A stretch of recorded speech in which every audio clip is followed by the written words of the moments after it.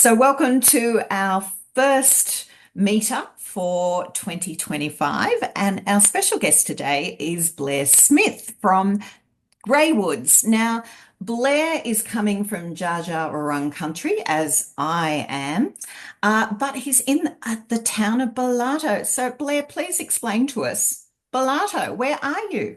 Belato is the best kept secret in the world, Kerry. It's population 63. It's just between Trentham and Daylesford. So it's in the Macedon Ranges, just outside of Daylesford, but just a pocket that everyone drives past. But if you go into South Belato Road, it is paradise. Beautiful. Wonderful, wonderful. And it's great to see your smiling face again. Blair, we saw you at events last year. You've been one of our mentors. We know that you've relocated to the regions. You're a startup founder. You've now got your company, Greywoods, which we'll hear a bit more about. But I wanted to talk to you today about New Year resolutions. Now, personally, a lot of people have resolutions. But what's your thoughts on businesses? Is this a waste of time or is it important or should we reframe it? Great question, and it's a good time of year to be asking this. I think resolutions are wonderful. I do them personally, but I also do them for my business. I guess the big thing you want to watch out for is that a resolution doesn't just become a wish list. They do have to be actionable. So for businesses, I would strongly suggest that you actually make them very tangible. So almost treat them as a milestone instead of a resolution. So it's something you can work towards. So what I do with my resolutions or for my business milestones, especially this time of year, I will do a 12-month version and a 3-month version of my resolutions. So for example, if I wanted to expand into Geelong, what are the things I need to do to make that happen? A resolution is very broad and sweeping, but you do want to make sure there's a little bit of meat on the bones and some things you can be doing practically to actually make sure you achieve those. So it's prioritizing within those actions that you want to achieve. And what's the best way? You're saying make these resolutions. If you're going to do it, you need to record it, write it Yeah, down. you do. What ways do you look at doing that? I bring my resolutions into the business. So for example, I do what's called a business roadmap, which is a 12-month line of sight, if you like, on what I want Greywoods to be achieving this year or what I want the business milestones or resolutions to be. But underneath that, I will do quarterly sprints of work. So for example, we're in Q3 now, the third financial quarter of the year. So January to March is Q3 for every accountant out there. I work to financial quarters, and I think, okay, what do I want to do? What can I do in these 3 months that are going to work towards that resolution, but also in a very practical way? So I'll have a top 5 things that I want to do to work towards that resolution, and then I'll put a date and an owner of those 5 things so that it's very accountable. The entire team is working towards the tasks. So there's an owner, a date, and a status. And then ideally, when you get to the end of the quarter, you're actually well advanced in your achievement of the resolution, the bigger one. And if you do four of these quarters, by the end of December, hopefully all of those tasks have been ticked off, and that means that the resolution has been met. So we do this roadmap. What's a tip? How do you keep that focus to get that traction, keep going? How do you make sure you're going back to that roadmap? Have you got any tips? Yeah, yeah. I make sure that everyone's working towards it. So my tip is just to keep it really simple. There's a thing that I use called a SOAP, which is a strategy on a page. That's what the acronym is. If you have your 5 things for the quarter mapped out, as well as your milestone for the year, and your entire team is working to this SOAP, then you can't help but succeed. So my tip is to put it on paper, share it, and make sure that your entire organization is working to it and working from it, so that even when you have team meetings that you're not in, that they're also talking about the SOAP and the status of these tasks and milestones, so that it becomes a living, breathing thing that the whole company is working towards, and then you're just monitoring it as the founder. Fantastic. So achieving all these things, ticking off those milestones, those tasks, what's a good time to celebrate, and how do you know when? Have you got any tips in that regard? Yeah, celebrating is very important.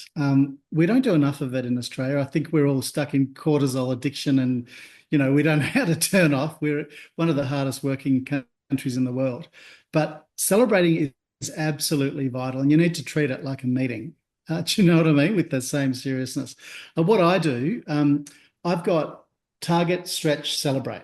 So every single one of those milestones I talked about, or the resolution, if you like, as well as the tasks that we create under them at the quarterly level, each of them has got to have a target, stretch, celebrate element to it. So target, for example, is just the bare minimum. So just say you want to get 100 new followers on Instagram.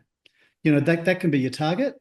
If you beat it by, say, 50 followers, that could be your stretch. And then celebrate is where you knock it out of the park and you get 1,000 followers somehow. So each of those target, stretch, celebrate elements needs to have a reward associated with it. And you need to make sure that you follow through on the reward. And that goes for your staff as well. So if you do happen to have a team, I know a lot of founders are still solopreneurs, but if you do have some support, give them some targets, some KPIs, and then also bring in these target, stretch, celebrate elements, so that if somebody knocks it out of the park for you, and it wasn't actually you that did it, it was one of your team members that did it, how do you celebrate their performance? Capture what they like to do. It could be, you could reward them with a theatre ticket or a trip to Noosa, depending on your budget. What are they into? And make sure that you're actually capturing their personal interests as part of the celebrate milestones. Or it could be a team dinner. It could be a lot of things. But the way to make it real is by writing it down and putting it on their KPIs as well as the department KPIs, and just measuring it constantly, so that you're ready to celebrate, or you're very close, so you can get them excited and get them working to, we got 50 more followers and we're going to hit this milestone. It gets everyone on board. It's quite bonding. But write it down and make sure you do block off the celebration like you would a meeting. Really go to the pub, go for a team dinner, whatever the celebration is, make sure you do it. Good advice. I can remember many times we promised ourselves a Sunday morning breakfast to celebrate, and then we got too busy and didn't do it. Yeah. Yes, yes. Founders are very tough on We themselves, are. aren't they? Absolutely. Yeah. And I've seen some pretty awesome whiteboards up in workplaces too, recording. So it doesn't have to be complicated, as you say, to record this, but great advice. Absolutely. So, what's been happening what are you planning for Greywoods in 2025? What would you I've like got us so to know? many resolutions, Kerry. Way too many. But I mean, we're doing really well. We've been around helping in regional Victoria, around Bendigo, Ballarat, Macedon Ranges, for about 4 years now, and we've got a mixture of SME clients, small business owners, as well as startup founders. I'm really enjoying the traction we're getting with the startup community. So some of my goals is geographical expansion, and just building awareness out. So, for example, we've got 2 brand new products that we're launching this year. One is called the Startup Survival Kit, and this one is very affordable, $395, and it's a focus on the founder. So we've got things like the Greywoods Growth Jumpstart, which is another product that did very well last year, where we do one of those 90-day sprints I just talked about. We do that for you. We come and audit your business, and then we send you what we would do if we were you for the next 90-day period. But the survival kit, the Startup Survival Kit for founders, we work on mindset and, how are you going? Are you too much in the business instead of on it? how are you going as a leader? What are some of the things you can be doing outside of operations and tech and whatever else you default to? How can we grow you as a leader, and make sure that you're motivated, you're not deflated, you're handling rejection well, you're basically staying the course with a great attitude and some techniques to keep going. So we've got the Greywoods Growth Jumpstart and the Startup Survival Kit. They're both launching this year, so that's what we're doing. But my resolutions for the business is just to really be the regional go-to coach and digital marketing agency for startups. Fantastic stuff. So just to finish up, Blair, thank you for sharing your time today. What are your 3 top tips? Okay, 3 tips. Okay, the number one for me would be make it real, document it. So you've got strategic business plans, strategic marketing plans, sales plans. You've got all of these plans, but they're pretty big and they're pretty amorphous because most of the stuff that we write down at the detailed level, we just keep in a drawer and we hardly ever refer to it. But what you need to do is document the most important parts of your plan in a 12-month roadmap and a quarterly sprint. So my number one tip is to document it, share it with the team, and get everybody working to these same tasks and milestones.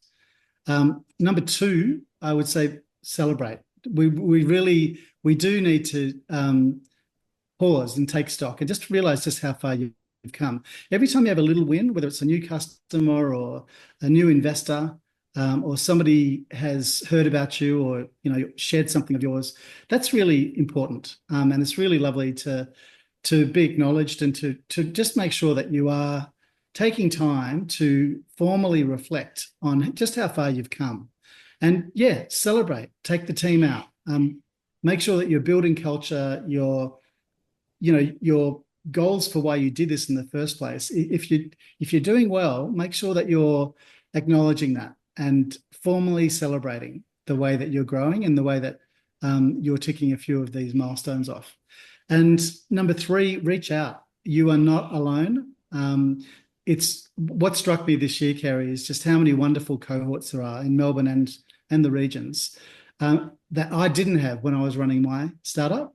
And I just think that sense of community that you're getting from places like Startup Central Victoria and these cohorts that people can be part of, co-working spaces, it's lovely because you can actually soundboard and really share the burden, if you like.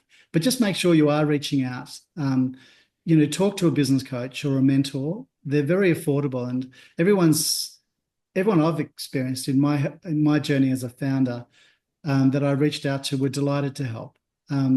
Some very senior people, some very big brands actually responded, and there is a real sense of camaraderie in the startup community. And I do think you need to reach out. You're not alone. Get a mentor and a coach, and really build your community and your networks.